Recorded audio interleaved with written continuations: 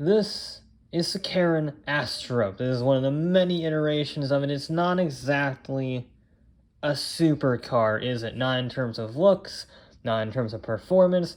It is as bland and generic as you can possibly get in a car. It is 4 wheels, an engine, and transportation.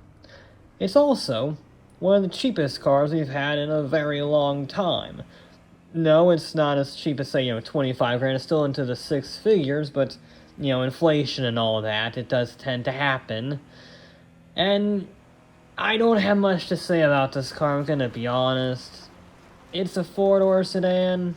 It's practical if you want to drive your friends around. You don't feel too bad if it gets beat up because it's pretty cheap and uninspiring. So, I'm not doing a review on this per se. I'm doing a mini road trip. Specifically, I am driving off-road, so that's not really a road trip, is it?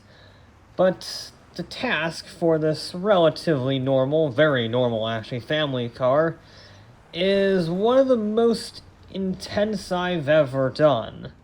And of course, we're doing it in lovely snowy weather because, wow, this is definitely February I'm recording this, and not later. So, this is underpowered, not particularly good to look at, not very low ground clearance, but also not a supercar, and completely bog standard in every measurable way. And I'm going to drive it from here, without any roads, all the way to the other side of San Andreas to reach the lighthouse.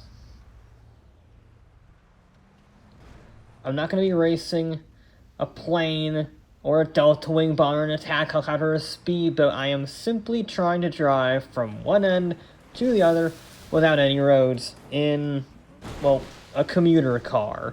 It's very much out of its element, and it has the added benefit, or challenge, depending on how you look at it, of being in the snow, which means, whoa, not very much traction at the best of times. So when I'm going through a swamp, I don't have much traction anyway, so it just sort of compounds on each other. But we'll give it a good shot.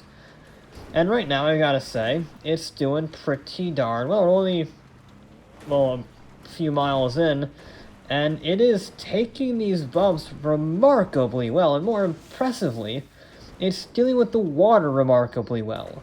Because this does not have a snorkel, and yet it can take it. It can go way deep and just power its way out. And look at that, we're already on the other side of the bog and into the boulder field. Yeah, this is going to be a little tricky, but we shall survive, I think. Okay, that's a big cliff. Use of power. This is not 4-wheel drive, it is rear-wheel drive.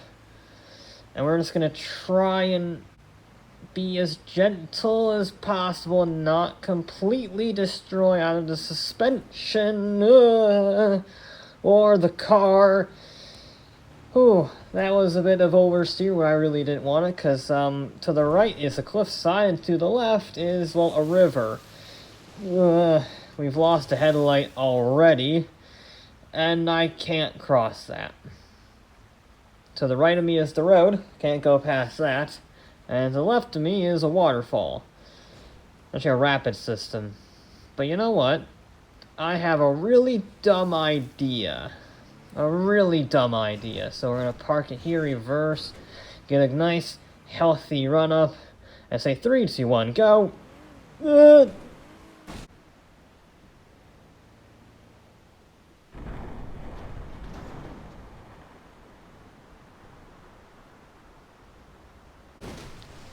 Oh, you beauty! I mean, I smashed into a rock on the other end, but look at that jump! We made it!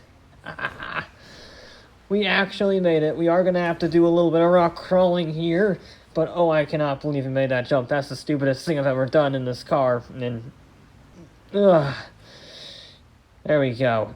Oh, ow. Yeah, the suspension's shot completely. And that's really not going to help our front end. because it's just going to bash everything into the front, into the radiator, the engine. It's just going to be a battle of attrition in this thing, I'm afraid. Hopefully, we can clear the boiler field before the engine gets unhappy. No, make it. Alright, it's not gonna make it. We're gonna have to go near the water again. I hate going near the water because it means that one wrong bump and I'm in the drink and we're all... Okay, there goes the hood.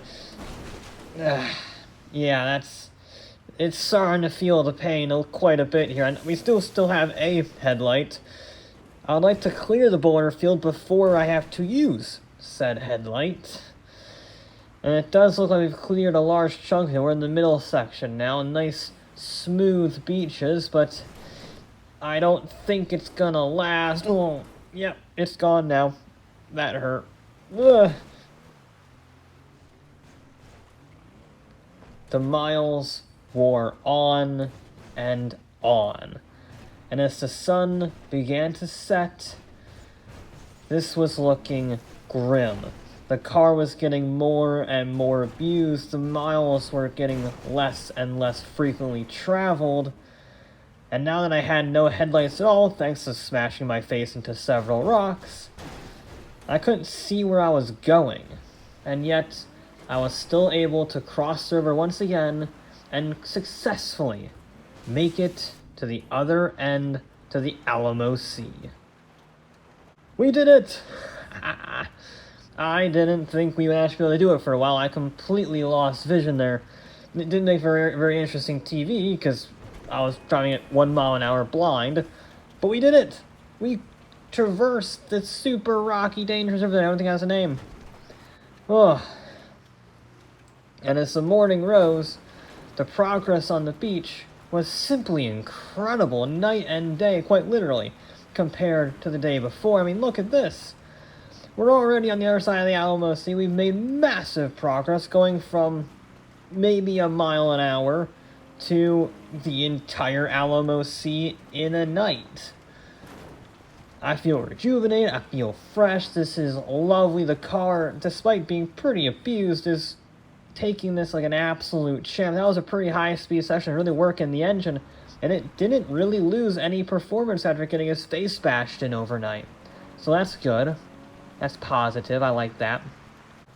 Now we have I have a small issue here with the little canyon. I can't go to the right again because of the road, can't go to the left because there's a mountain. So this is a little problem. The bigger problem is the lighthouse I'm about to reach. Ooh, if I do, actually, you shall be so mad if I flip this car over, trying to surf on a snowy hill.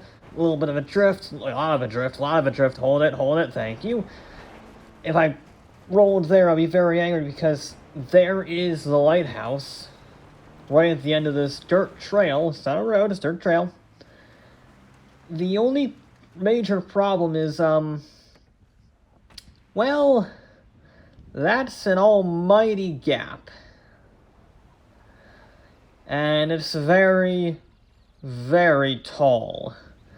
That's a long way down. Okay, we only have a boat around, we only have a helicopter, I'd be cheating.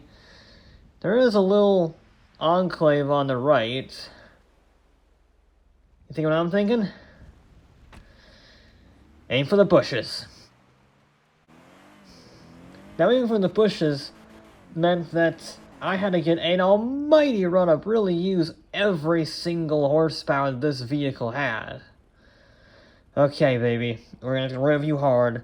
I know I just hit you repeatedly into several rocks for several hours, but here we go.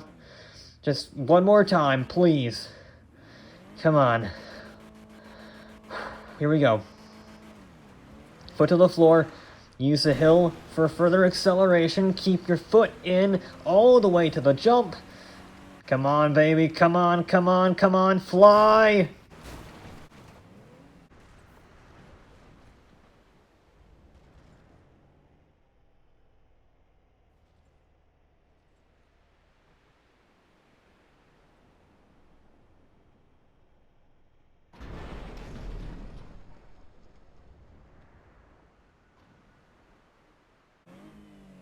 Oh dear God. Oh.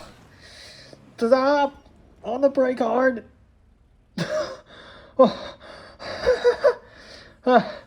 That was a lot closer than it had to be. But it did it. It made the jump. I was all ready to end this in the water and come up with a secondary backup speech, but oh my God, it actually did it. That was a bit anxiety-inducing, especially the landing, skidding into an almost handbrake turn and ending up literally like that. Jesus Christ. Ugh. I'll tell you what, this may not be a particularly fast car, or a good-looking car, or nice-to-drive car, but it is damn tough, and it really impressed when it mattered. Not bad, Asterope. Not bad at all.